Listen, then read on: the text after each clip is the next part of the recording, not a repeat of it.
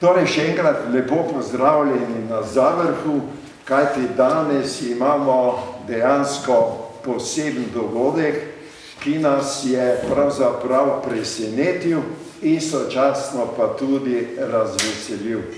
Jaz bi v začetku se rad zahvalil organizatorjem današnje prireditve na Zavrhu, posebej tistim, ki so pomagali, zlasti Darja Ornih, ki nama je ustregla v vseh pogledih.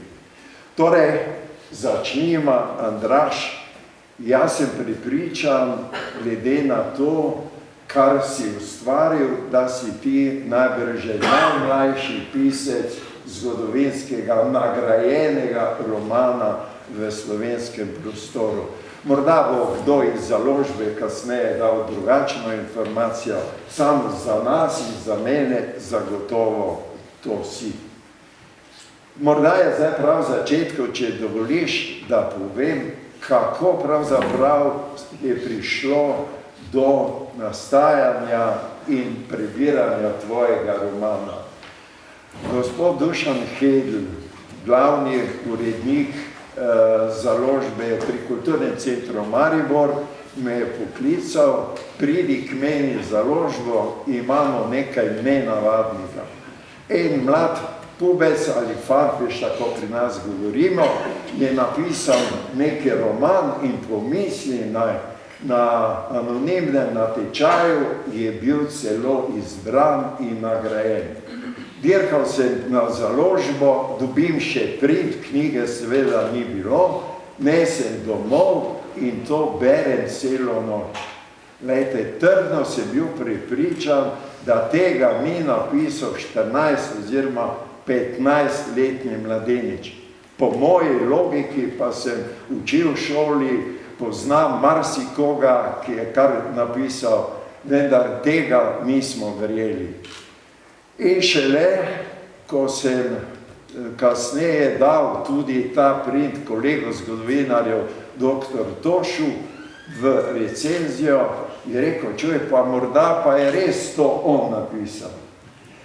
Ja, bili smo v dvomih tako dolgo, dokler mi ni včeraj, oziroma prečerajšnjim poslala njegova babica čudovito pismo. Ne vem, če bom lahko to objavil ali dal komu, kakšnemu novinarju v uporabo, ampak dovoli, upam, da ti ne bo nerodno, da povem nekaj o njem. Že kot 11-letni deček je začel babici narekovati razne zgodbe.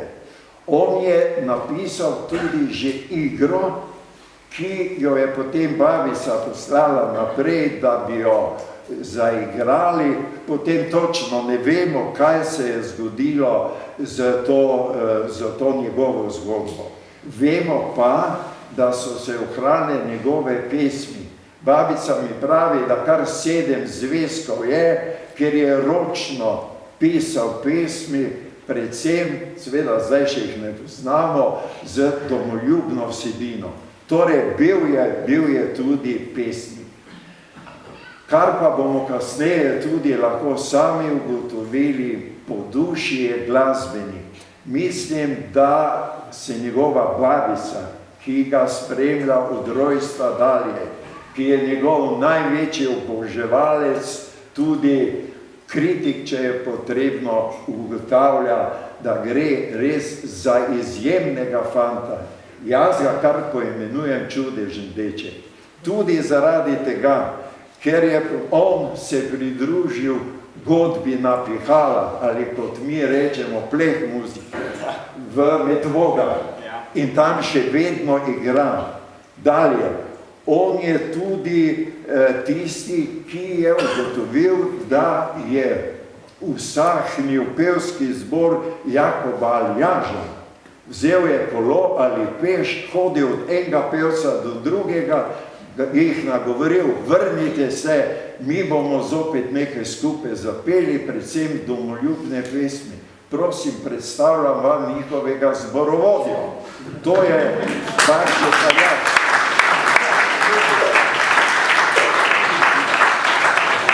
In še bi lahko našteval nekatere torej njegove lastnosti.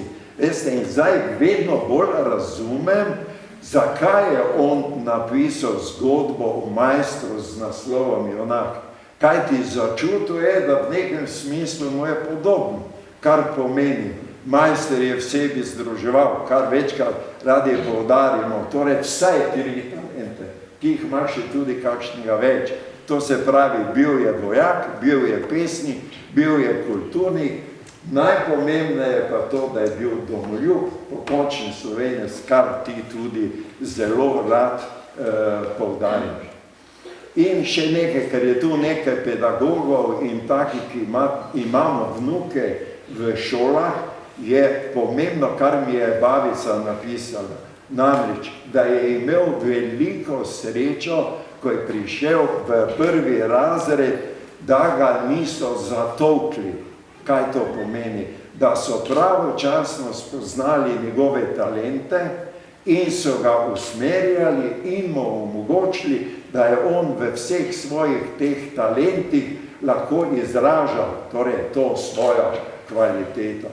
In to je danes tudi problem naših šol, da marsikje se to ne zgodi. Danes je, torej, ko smo slišali, star 15 let, končal je 9. razred osnovne šole in danes je že na konzervatoriju za glasbo in balet.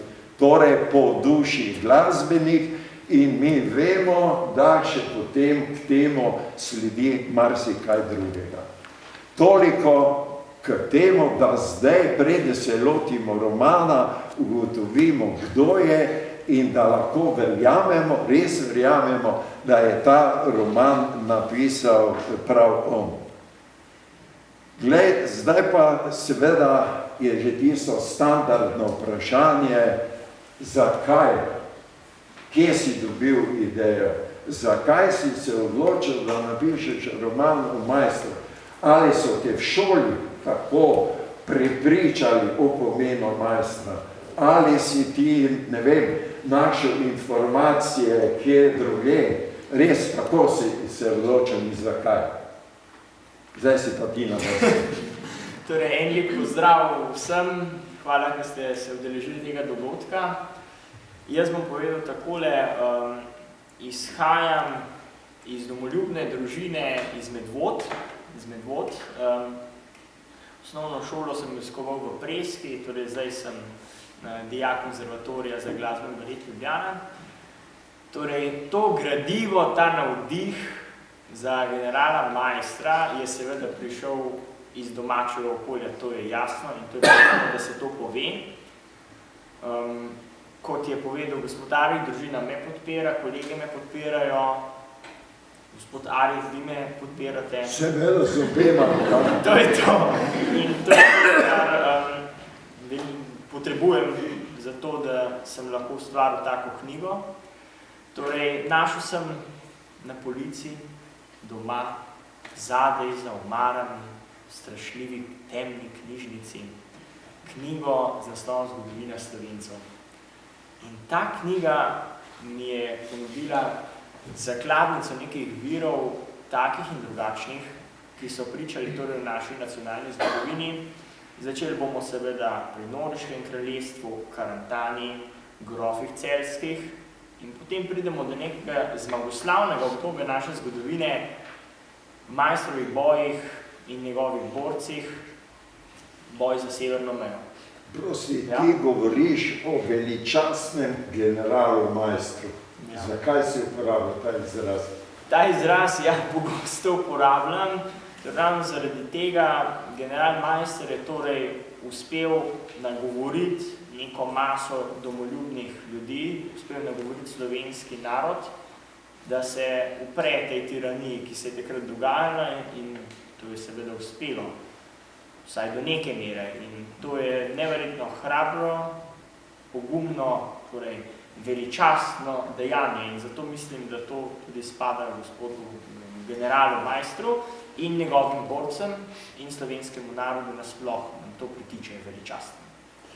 Ja, ampak prav gotovo si naredil neki zgodovinski, neki okvir, tako kot gradbenik za hišo, tako si tudi ti verjetno naredil en okvir, pa verjetno določil, koliko bo zgodovine, zgodovinskih veze in koliko bo zdaj tvoje domišljije. Romantike. Torej, je tudi malo romantike. In kočno je to razmerje mogoče? Razmerje je 1:10 v prid romantiki. Torej, je seveda... Je pa malo več zgodovine. Skratka, seveda so zgodovinska dejstva in knjiga je napisana tudi po resničnih dogodkih vsekakor. Je pa seveda tukaj moja osebnost tudi, jaz večkrat bom kar takole povedal, no. Vse, kadar sem si kadarkoli zmislil, je rezultat resničnega doživljanja resničnih stvari. Torej, v bistvu je vse resnično. Vse sem nekje vzel neke navdihe, drugi ste mi jih dali, so mi jih dali, kakorkoli. In to se potem izlije tako knjigo, ki ima pa nek okvir, točno tako. Sem se pogovarjal z več zgodovinarjem o tem, kako je to potekalo, natančno sem jih tudi vprašal za njihovo mnenje in pa splet, seveda, svetovni splet, spletne strani slovenske vojske tudi in pa knjige. Ja, ravno v uporabi virov, ki jih omenjaš, teh je bilo kar nekaj. Kasneje, ko je dobil ta rokopis oziroma prid v roke zgodovinar dr. Toš, ko je pisal recenzijo, je ugotavljal, mogoče bo kasneje tudi sam ugotovil, da večina tvojih zgodovinskih virov oziroma dejstev drži, da si tu pa tam mogoče malo prikrojil po svoje. To drži, ne? To se strinjam, recimo jaz bi povedal tle en primer, ker sem malo po svoje uredil in sicer bolj zaradi zgodbe, zato da dobi tak veličasten pridih, no, lahko rečem, ko so razorožili zeleno gardo, je, kolikor vem, če vem pravilno, me lahko popravite, je Rudolf Meister, general Rudolf Meister, to spremljal iz pošte takrat, po mojem, preko telefona. Jaz sem ga dal, torej, bom rekel, v središče dogajanja, sem ga dal, da je bil zraven, recimo. Ti se malo pretiraval, ne, pri temi si ga hotel še bolj izpostaviti. Točno to. Tako, ja. V tem stilu je bilo, ja. Ja, no, zdaj pa, ker smo omejeni s časom, pa gremo končno na knjigo. Ta je razdeljena v bistvu na dva dela, govorim o dveh temeljnih poglavjih. Prvo poglavje je osvoboditev Maribora, drugo osvoboditev Celovca in če se prav spomnim, si končal nekako s koroškim plebiscitom. Drži. In ko ti govoriš o Koroški, govoriš o plebiscitu, si začutil v sebi, tako kot Meister, neko bolečino. Zgleda, da tudi tebe je prizadelo, da smo izgubili Koroško in tam nekje mislim, da si napisal, da je celo Meister jokal. A je res jokal ali si to ti v svoji vzhičenosti napisal? To je seveda roman, to je zgodba. To si lahko dovoliš. To sem torej tam ostal v zgodbo noter, da je jokal, torej to je bila neka osebna izkušnja tega Alojza Berganca, torej njegovega, lahko rečem, da sem ga postavil kot desno roko Meistra, da ga je videl potem jokati zaradi te žalosti. Tako, ja. Zdaj pa seveda nas kljub vsemu zanima zgodba. Ti imaš zdaj 3 osebe, 3 pomembne ljudi, ki ti nastopajo. To se pravi Alojz Berganc, Jani Sušnik in pa Josipina Lončar. Kako si se odločil, da si izbral tako 3, po mojem, nasprotujoče, drži to. Kratko, ker bojo knjigo si zagotovo bodo predrali cenjeni poslušalci, tako da ne preveč podrobnosti. No, torej, 3 podovalci. Tako bom povedal, torej, bom rekel, knjiga se zaključi s stavkom ne vem točno natančno, vem pa, da je torej Jani Šušnik izjavi takole: nikoli si ne bi mislil, da se bomo še kdaj srečali. Torej, kdo bi se res mislil, da bi se trije tako različne osebe, že v starosti, torej Jani Šušnik je torej mlad vojak, on je star 18 let, potem imamo Alojza Derganca, on je, že to je razlika, vojaški poveljnik, potem imamo pa Josipino Lončar, ona je hišna gospodinja pri enem grofu, Nemcu, von Gallerju, na Spodnjem Štajerskem, in to so tri zelo različne osebe, se najdejo, potem se povežejo in vstopijo majstrovo vojsko. Potem pa, ko Janja zadanejo v nogo, potem se pa srečajo in to je nek vrh, lahko rečem, da se srečajo tri tako nenavadne, iz čisto različnih koncev in družbenih slonov vse osebe. Pa katera oseba ti je bila najbolj pri srcu? Si se je najbolj posvetil? Ja, vsem trim, to si moral. Vsem oseba. Ne, mislim, da bi na katera zelo pri srcu. Vse osebe v romanu. Vse, tako kot se to spodobi. Ja, točno. Ja. No, vidva bi lahko še razpravljala, zdaj pa seveda, glej, ti kot res 15 let star mladenič, vidite, jaz te vikam zaradi tega, ker to, kar si naredil, zahteva spoštovanje. Privatno si tikala, seveda, ampak to je znak spoštovanja. Kaj tvoja knjiga sporoča mladim? Kaj si razmišljal tudi o tem, da to ne bomo brali samo mi, ampak jaz upam, da bo ta knjiga prišla tudi na police šolskih knjižnic, da bo morda tudi še kakšen medij ali mogoče kakšna televizija to uporablja. Torej, kakšno je zdaj to tvoje sporočilo? Ja, jaz sem domoljub, seveda, in menim, da je najbolj pomembno, da ljubimo našo domovino. Jaz to res mislim, da je to ena osnova in kako bomo, jaz si ne predstavljam življenja, mirne vesti, brez tega, da bi cenil svoj domači kraj, svojo domovino, svoj jezik, predvsem svoj jezik, svojo kulturo in tudi svojo zgodovino. Zato tudi je ta knjiga nastala, želim to predstaviti, jaz mislim, da skozi moje oči lahko predstavim to svojim vrstnikom. Jaz mislim, da je to čist možno in jaz verjamem, da bo to uspelo, da bo to tudi mladi posegali po tej literaturi, če ne po tej, pa po katerikoli. Sej že samo to, da mladi upodobijo kakšno slovensko zastavo, izobesijo kakšno slovensko zastavo, zapojejo himno, že to je en velik korak, jaz mislim, da to je neprecenljivo, to so neprecenljivi napredki in to se mora dogajati. Je pa ta knjiga enak še en dodatna spodbuda, rekel k temu. Spremljaš športne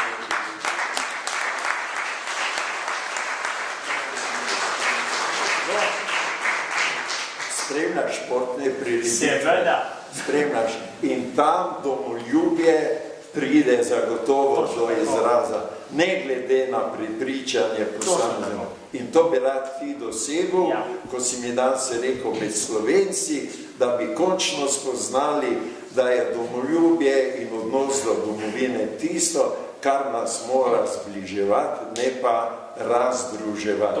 Drži to, se strinjaš. Ja, veš kaj, jaz sem učil nekoli na šoli, pa mora biti po moje. Pravilno.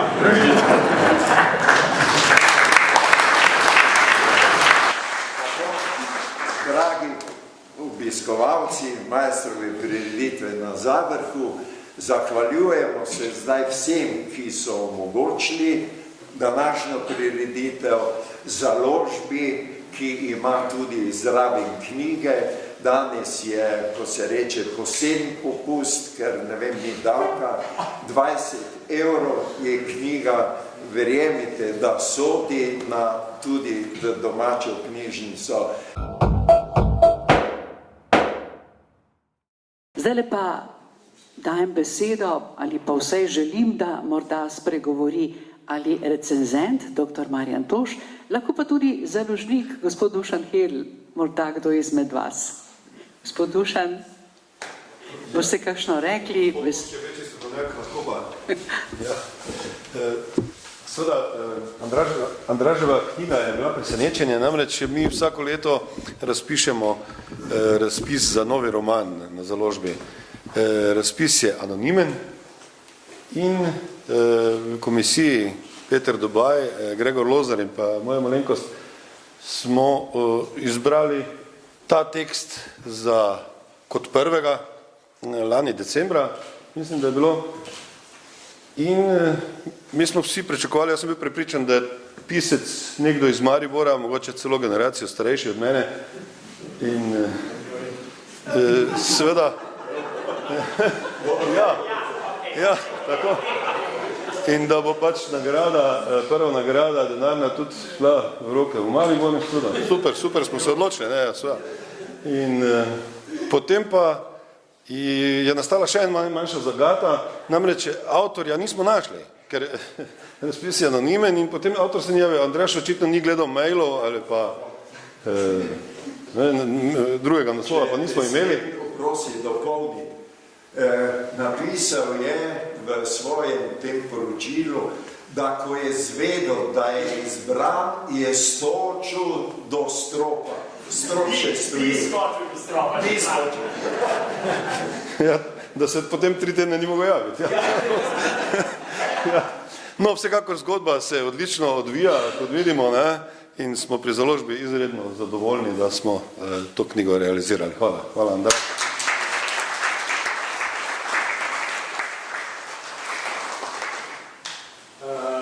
Sem Peter Dobaj, odgovorni urednik pri založbi Kulturni center Maribor.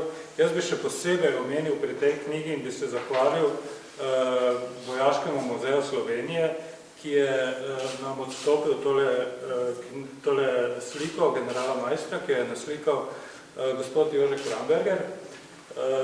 To je dejansko prva upodobitev, gospod Arih, upam, da prav govorim, prva upodobitev generala Maistra v uniformi, v uradni uniformi, pravi uniformi, kakšno je dejansko.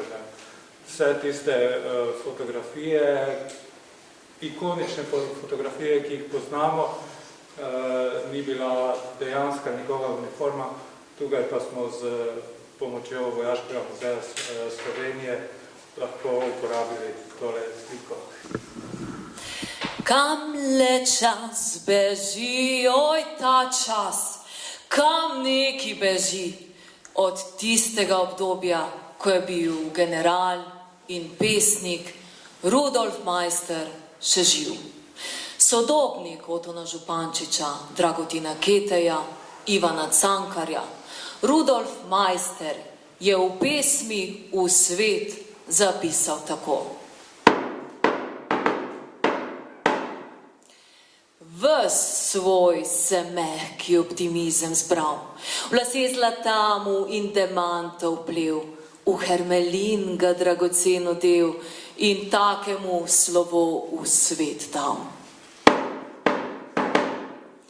Se vrnil čez nekaj let je z tujih tal, oko motno, obraz mu ko pepel, zlata ni hermelina ne imel, razrila prsi mu je smrti kal.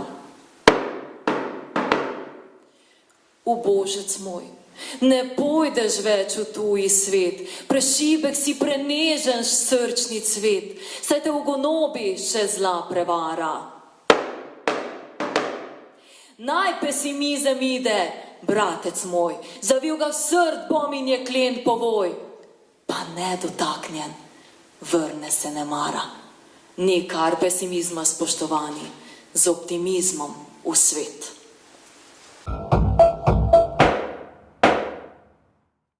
Hvala, Aleksandri Papež. Ja, knjižničarka v Lenarški knjižnici, veliko tudi nastopa, lahko jo vidite in slišite na različnih prireditvah. Spoštovani, še nekoga bi želela pozdraviti, ker so to Maistrove prireditve, je z nami tudi Roman Lorenčič iz Društva generala Maistra v Cerkvenjaku. Tudi vam lepo. Takole v svet smo šli torej z Aleksandro Papež. Zdaj pa druga tema. Dr. Anton Murko je bil slovenski slovničar in leksikograf, ki se svojo slovnico in tudi besednjakoma zapisal v slovensko narodno zavest in omiko kot utrjevalec slovenskega knjižnega jezika. O njem bo zdaj spregovorila Nina Polanec, bibliotekarka, prav tako iz Lenaške knjižnice. Nina, izvoli. Lepo pozdravljeni. Pa dovolite, da spregovorim nekaj o našem velikem, bom rekla kar krajanu, doktorju Antonu Murko, slovensko-goriškemu jezikoslovcu. O jezikoslovcu in utrjevalcu slovenskega knjižnega jezika ni veliko zapisanega. Znano je, da se je rodil 8. junija 1809. leta v kraju Črmenšak, v krajevni skupnosti Voličina v Slovenskih Goricah. Natančna lokacija njegove rojstne hiše bi naj bila Črmenšak 51, po današnjih zapisih hišna številka 59. Izhajal je iz nepremožne družine, kjer je bil oče vinogradniški mojster ali gornik. O dejanskem številu Murkovih otrok ni podatka, zasledimo pa, da je imel še 2 brata, ki sta bila prav tako zelo bistra, tako kot on. In kljub temu, da so živeli v pomanjkanju, so se odločili, da vse 3 sinove odpošljajo v šolanje. Davorin Trstenjak je v Zori, to je časopis za zabavo, znanost in umetnost, leta 1872 prvič govoril o življenju in delu Antona Murka. Prav iz tega članka razberemo o tem podatek, da je imel 2 brata, in sicer Matijo in Franca. O Matiji ni bilo dosti zapisanega, praktično ne poznamo ničesar, medtem ko o Francu izvemo, da je dokončal šolanje, doštudiral, se zaposlil in se tudi preizkusil kot pesnik. Kljub temu, da je bil velik domoljub, pa je besedo zapisoval v nemškem jeziku. Anton Murko je med leti 1815 in 1820 obiskoval osnovno šolo v Voličini. Zasledimo celo njegovo ime v šolski kroniki, in sicer med pomembnimi osebnosti tega kraja. Po očetovi strani je imel Anton še 2 strica, oba sta bila duhovnika. Florjan in Franc. Franc Murko je služboval pri Sveti Trojici, medtem ko je Florjan Murko svoje bogoslužno delo opravljal v Ruperški cerkvi, se pravi v domačem kraju. Na podlagi tega bi lahko sklepali, da sta prav ta 2 strica bila tista, ki sta omogočila tem 3 fantom šolanje. Na začetku ja, vendar se kasneje vsi podatki izgubijo. In če sklepamo iz vseh zapisov življenja Antona Murka, lahko vidimo, da je bolj ali manj živel več v revščini.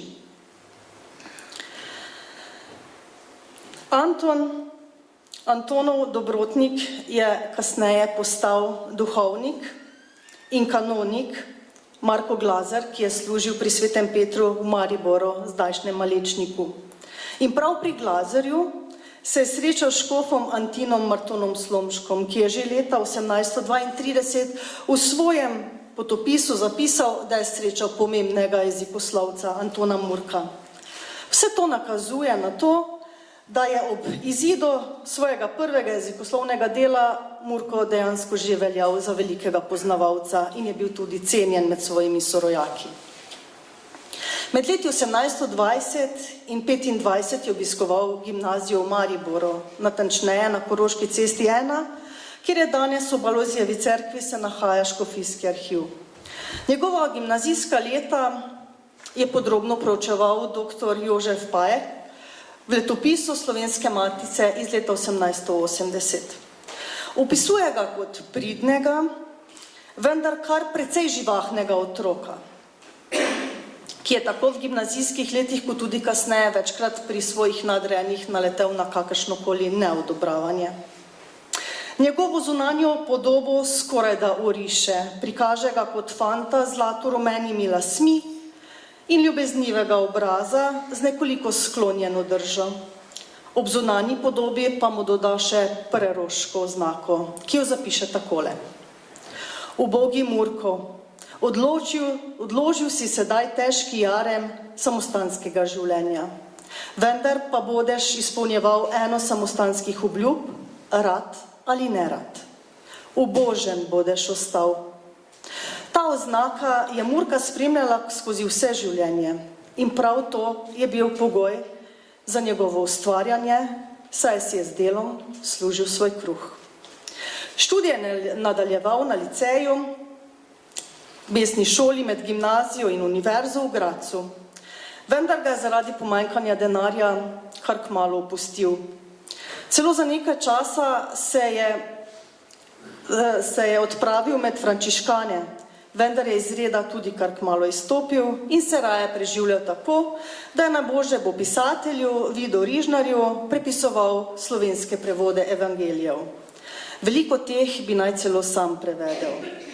Leta 1829 je študij na liceju tudi uspešno zaključil. Anton Nurko se je pričel za slovenščino zanimati v gimnazijskih letih, ko se je navdušil nad zbiranjem slovenskih besed. Med študijem v Gradcu se je gibal namreč v krogih takratnih slovenskih kulturnikov in politikov. Kot član slovenskega društva, katerega je postal leta 1830, je skrbel za društveno knjižnico, slavistično literaturo. Murko se je šolal in ustvarjal v času, ko so se začele v Sloveniji pojavljati močne preroditeljske težnje, torej v 30 letih 19. stoletja. Želja po študiju medicine pa v njem nikoli ni zamrla. Bila je prevelika, vendar zaradi pomanjkanja denarja je ni mogel.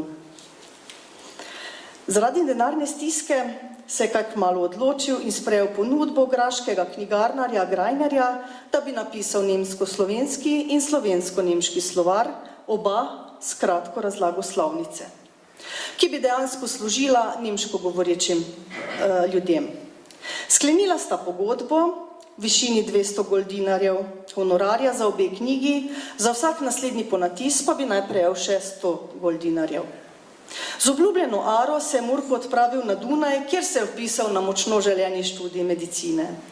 V tamkajšnji bogati cesarski dvorni knjižnici je srečal Jerneja Kopitarja in zbiral gradivo za svoje slovarsko delo. Študij medicine je zopet moral zapustiti, prav zaradi pomanjkanja denarja. Murko se je obljube pogodbe držal in jo tudi zelo hitro izpolnil. Namreč junija leta 1832 je najprej išla jezikovni učbenik za slovenščino, teoretiš, praktiše, sloveniše šprahlere, po Kopitarjevi slovnici velja za eno najboljših, najpomembnejših slovarskih slovnic zaradi zavrnitve Dajnčice in Metelčice. Namreč deloval je v času, ko je pri nas vladala črkarska pravda. Odločil se za boholičico. Zakaj? Zaradi tega, ker jo je uporabljalo večino slovenskega naroda. Želel je, da bi jezik bil tisti in črkopis, kateri bi združeval Slovence in ne razvojeval. Namreč na eni strani je bil Metelko, ki je temeljil na Metelčici, se pravi krajinski govori, na drugi pa Dajnko, ki je temeljil na Dajnčici in sicer na vzhodnih slovensko-goriških govorih. Če bi se ta dva črkopisa uveljavila, bi Slovenijo razdvojila na dva dela. Zato se je odločil za boholičico in ji tudi sledil. Po skromnem honorarju, ki ga je prejel za opravljeno delo, je kar kmalu zopet ostal brez denarja. Življenje ga je tako znova prisililo v neizbežno odločitev in posledično usodo, ki mu je za zmeraj krojila njegovo življenje. Da mu ne bi bilo treba stradati, se je leta 1832 odločil za študij na Graški fakulteti za bogoslovje.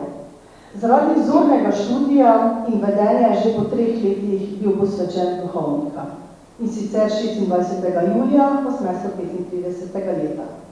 Istega leta je že kot bogoslovec zaprosil za mesto predavatelja slovenskega jezika na Graškem liceju, vendar so ga zavrnili prav zaradi tega, ker ni izhajal iz Dajnkovega kroga in imenovali po Romana Kvasa, čeprav se ga držal sloves slabega učitelja. Kljub temu, da je opravljal bogoslužni poklic, je nadaljeval s slovstvenim delom in leta 1836 izdal pesmi Leopolda Volkmajerja, ki pa niso veljale za literarni presežek. Celo sam France Prešeren ga je poimenoval za izdajalca slovenskega naroda. Po vseh teh kritikah, ki jih je prejel Murko, se je na vse zadnje odločil, da bo pustil svoje slovstveno ustvarjanje in se raje docela posvetil svojemu poklicu. Imenovan je bil za adjunkta v graškem bogoslovju, kjer je nadaljeval študij in leta 1843 doktoriral iz bogoslovja in teoloških znanosti. 1842 je izdal drugo izdajo gramatike v novem pravopisu, in sicer v Gajici, ki jo poznamo še danes. Do leta 1850 je opravljal službo župnika in dekana na avstrijskem Štajerskem.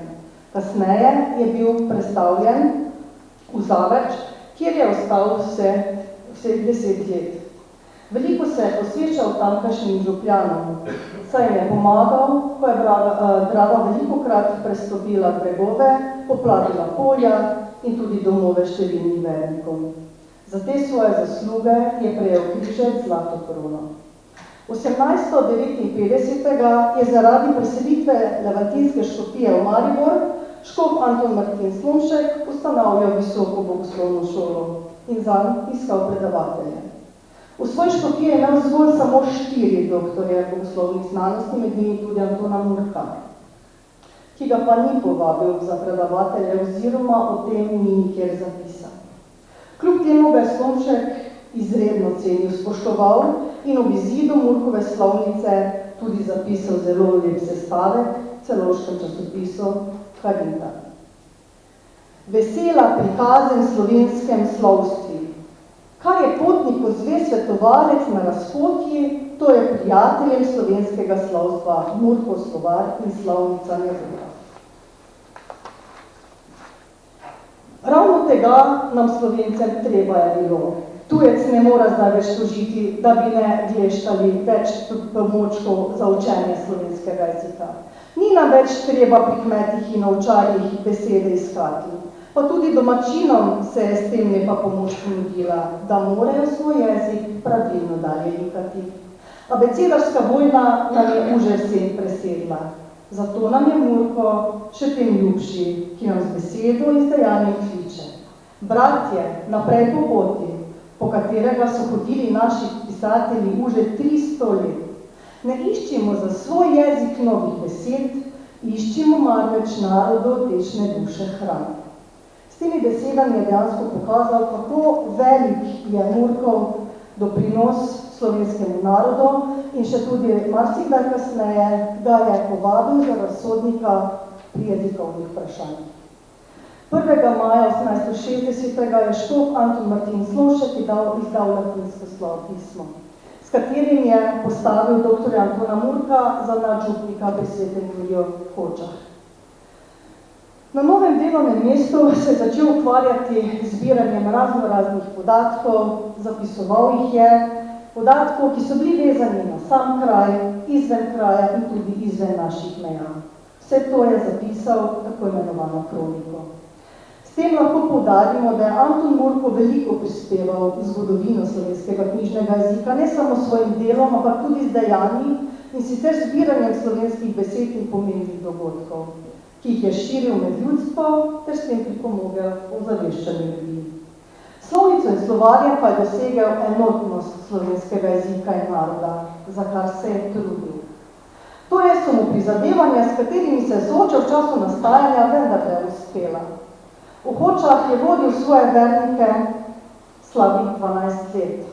Vse dokler se ni okužil z ošpicami, ki so takrat močno razhajali.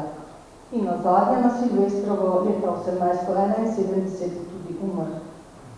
O njegovi smrti so poročali takrat različni časopisi, v katerih je prišlo tudi do različnih datumov navedb njegove smrti.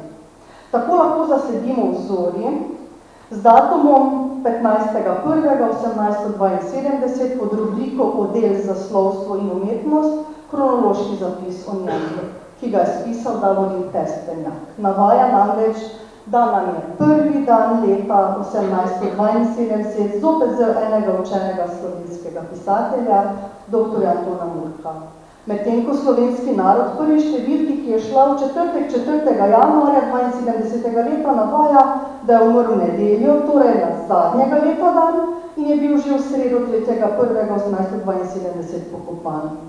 Vsi kasnejši kronološki zapisi prav navajajo, da je umrl dejansko na Silvestrovo.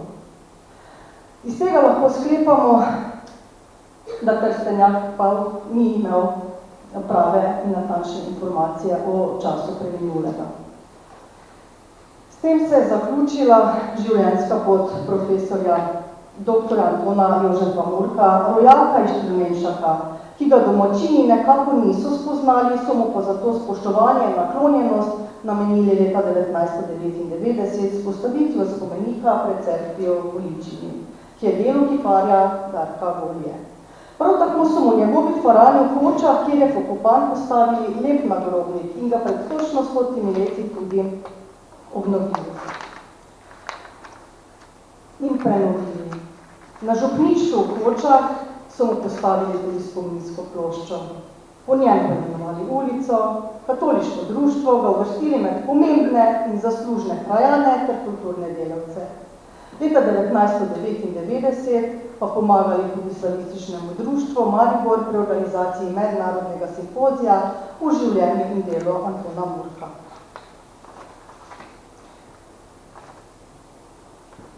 Dejansko bi vam samo še rada povedala nekaj zanimivosti iz tega mednarodnega simpozija in sicer takole. Simpozij je trajal 3 dni. Zbrali so se različni strokovnjaki z področja jezikoslovja zunaj naših meja. In dejansko poimenovali, da ni samo dober jezikoslovec, literarni zgodovinar, slovaropisec, utrjevalec slovenskega knjižnega jezika, ampak tudi ustvarjalec slovenske kulture. Zanimiv je tudi stavek, ki so ga takrat izgovorili in sledi takole. Bil je duhovnik, vzet iz ljudi in postavljen za ljudi. V času črkarske pravde je med Metelčico in Dančico dejansko ostal zvest v Goričici in se kljub vplivom pomembnežem temu uprl. S tem je dokazal, da je zaveden Slovenec. Pomemben ni bil le kot jezikoslovec, literarni zgodovinar, ampak tudi kot duhovnik. Saj je delal v času, ko se je širilo narodno preroditeljstvo, duhovniki pa so bili takrat tisti, ki so širili in utrjevali jezik in spodbujali ljudi k temu, da govorijo maternim jezikom.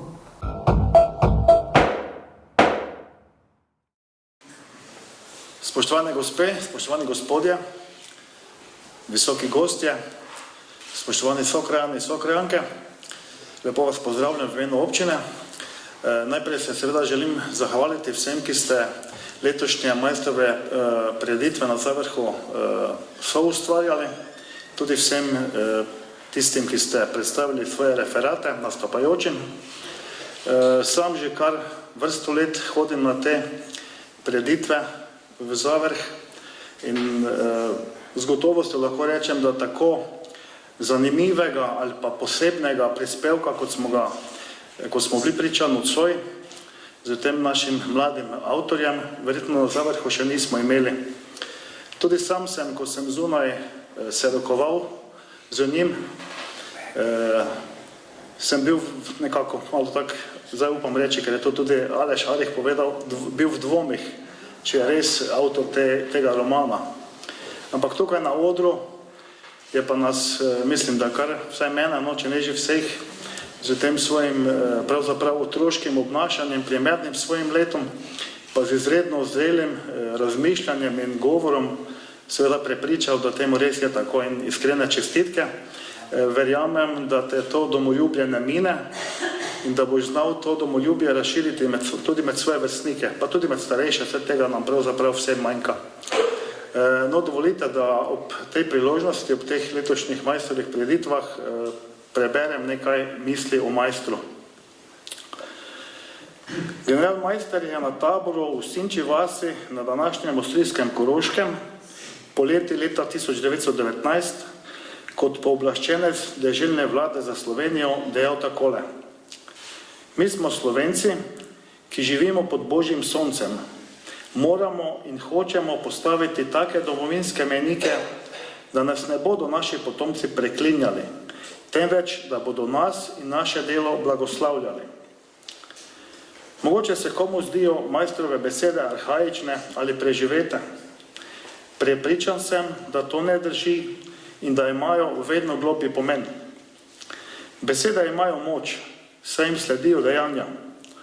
Tekom časa so izrečene ali zapisane besede premikale meje človeškega duha in so bile sila razvoja družbe. Besede, ki so jih v določenih zgodovinskih, družbenih in političnih razmerah izrekli ali zapisali ljudje, ki so imeli znanje, modrost, odločnost in vizije, so pripomogle k temu, da smo kot posamezniki in družba postali svobodni, dobili smo pravice in svoboščine, oblikovala se socialna in demokratična družba. Ob dogodkih, kot je današnji, je prav, da se zamislimo o tem, kdo smo in kam gremo. Ali bomo ostali in postali družba in država, kakršno so tekom stoletij izborili ljudje, ki so ustvarjali našo državo in nacionalnost. Zlasti Maister in njegova vojska, borci v drugi svetovni vojni in tisti, ki so postavili temelje državnosti leta 1991.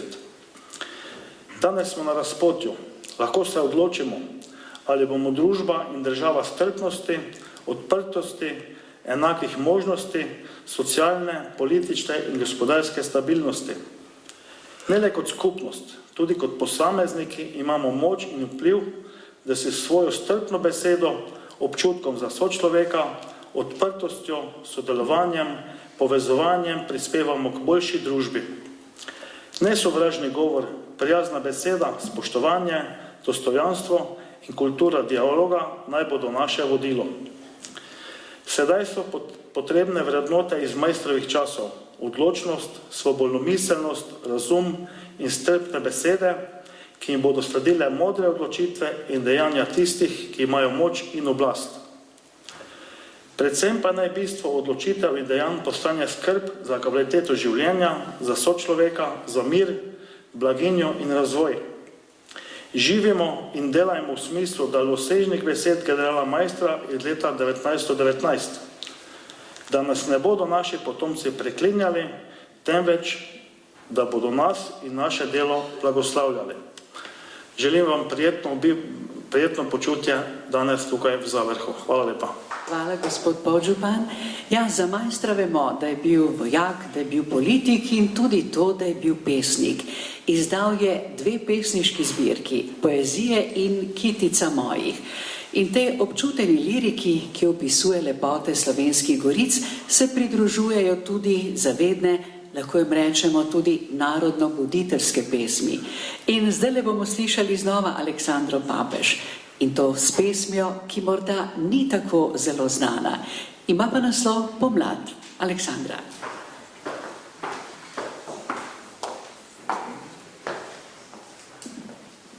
Po zimi pa rožice ne cveto, pomladi pač brezčasno cveto v poeziji Rudolfa Maistra, za katerega pravijo, da je imel čvrsto pesniško držo. Pomlad. Cveto narcise, nageljni in bele lilije pa tulipani. Pognal je tudi rožmarin, oj, prav tako kot lani. V grmovju poje črni kos, topi slavec, se v mili pesmi znani, škrjanček žvrgoli v nebo, oj, prav tako kolani. In fantje v vrstah mi gredo, s piščalkami po zeleni poljani, dekleta pa jih ljubijo, oj, prav tako kolani. Jaz pa sem sam na zemljici, veselja dnevi drugim so razdani, pomlad je spet, a zame ne. Oj, prav tako kolani. Hvala, Aleksandra. Eva in Matic, videl, da žele sem tuje, bosta zdaj zapela.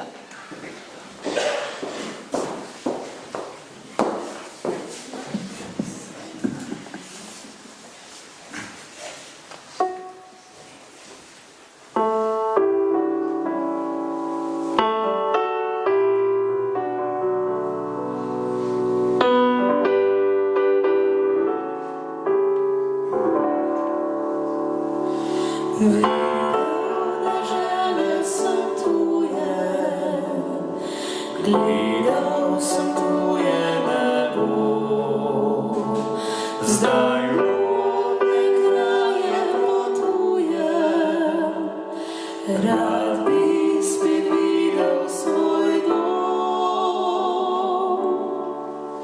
Daljne dežele so lepe, lepo je južno nebo. Še lepše pa sijejo zvezde, tam, kjer moj rodni je dom. Kot mako cvet, kot smeh deklet, vabi me moja dežela. Kot lastovka se vračam tja,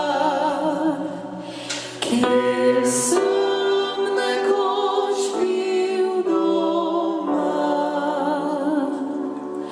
Slišal šumenje Savice, Triglav bo videl in brid. Šel bom v Vinske gorice, šel bom na Pohorje spet. Vabi zasanjana Trinta, vabi Ljubljansko polje,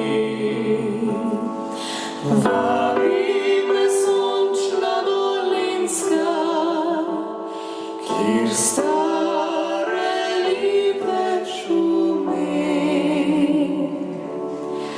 Kot mako cvet, kot smeh deklet, vabi me moja dežela.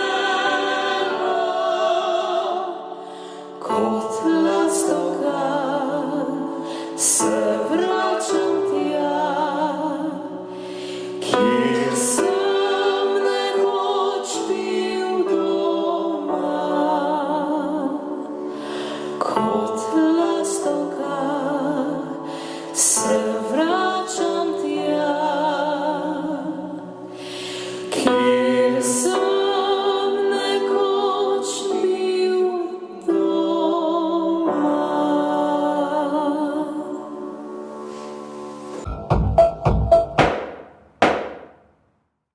Še enkrat hvala Eva in Matic. No, vabijo pa tudi Slovenske gorice, ki jih je majster tako lepo opisal v eni izmed pesmi. Ste vedeli, da je bil strasten ljubitelj knjig in da je bil tudi lastnik ene največjih zasebnih knjižnic v Sloveniji. Zbiral pa je v večini slovenske knjige in časopise. In kje jih je iskal? Zanimivo, po župniščih, šolah, knjigarnah in tudi starinarnicah.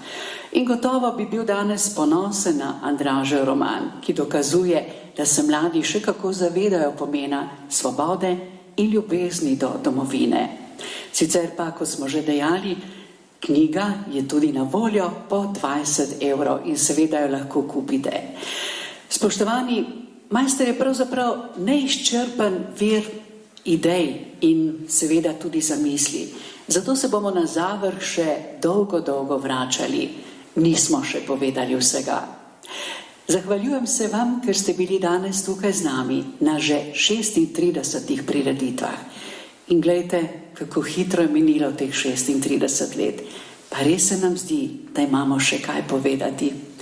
Torej hvala in vabljeni na druženje v Majstrovo klet. Še predtem pa nam bo Andraž nekaj zaigral. Na vse zadnje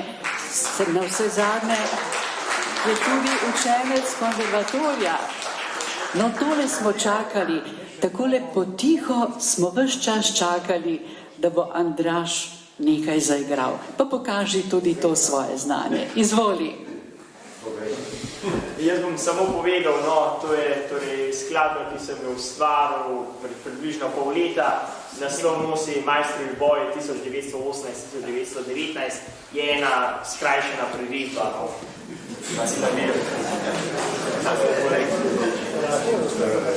Dobar.